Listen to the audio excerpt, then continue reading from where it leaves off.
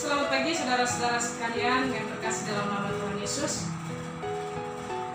Kita akan bersama-sama membuka Alkitab kita pada pagi hari ini, Yohanes pasal 3 ayat 16. Injil Yohanes pasal 3 ayat 16. Beginilah firman Tuhan. Karena begitu besar kasih Allah akan dunia ini, sehingga Ia mengaruniakan Anaknya yang tunggal, supaya setiap orang yang percaya kepadanya tidak binasa, melainkan memperoleh hidup yang kekal. Sebagai seorang anak muda, generasi-generasi penerus bangsa, apa yang ada di pikiran kita ketika kita membaca dan merenungkan firman Tuhan yang Tuhan berikan kepada kita pada hari ini dan yang kita sama-sama baca hari ini? Apakah di pikiran kita ada pertanyaan yang mengatakan, kenapa Allah begitu mengasihi dunia ini, begitu mengasihi manusia yang berdosa ini? Kenapa Allah rela menganugerahkan Anaknya yang satu-satunya untuk datang ke dalam dunia?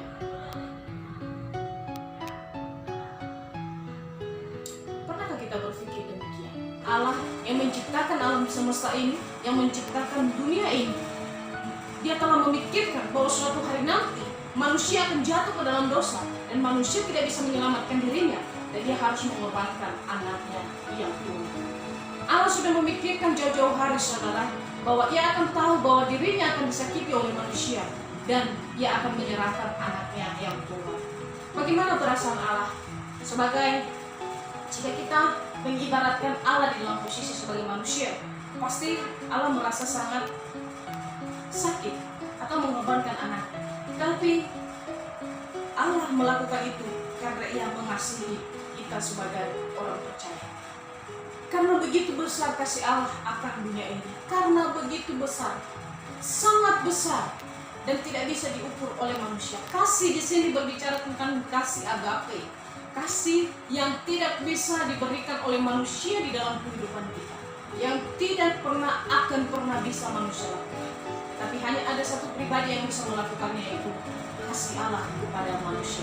Allah mengasihi manusia lebih dari apapun. Allah mengasihi manusia bukan karena ada sesuatu, tetapi karena memang Allah mengasihi manusia.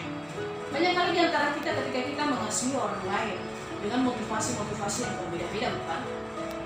Kita akan mencintai orang itu atau kita akan mengasihi orang itu ketika orang itu telah menolong kita, atau ketika orang itu sudah membantu kita di dalam perjalanan kehidupan kita. Atau dengan kata lain, kita akan mengasihi orang itu ketika kita sudah jatuh cinta kepada dia, ketika kita sudah benar-benar mencintai dia. Tetapi apakah cinta itu cinta sejati? Seringkali cinta manusia tidaklah sejati, saudara. Mengapa?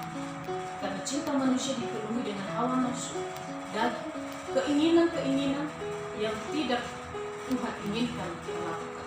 Tetapi cinta Allah kepada kita bukan karena keinginannya, tetapi karena Ia begitu besar mengasihi kita, sehingga Ia mengaruniakan Anaknya yang tunggal. Karena kenapa? Supaya setiap orang yang percaya kepadanya tidak binasa. Ketika kita jatuh ke dalam dosa ini, tidak ada hukuman yang paling berat yang diterima manusia. Manusia harus dihukum dan dibuang ke Taman Eden. Dan bukan hanya itu, manusia akan mengalami kehidupan dan kematian, yaitu kematian yang kekal.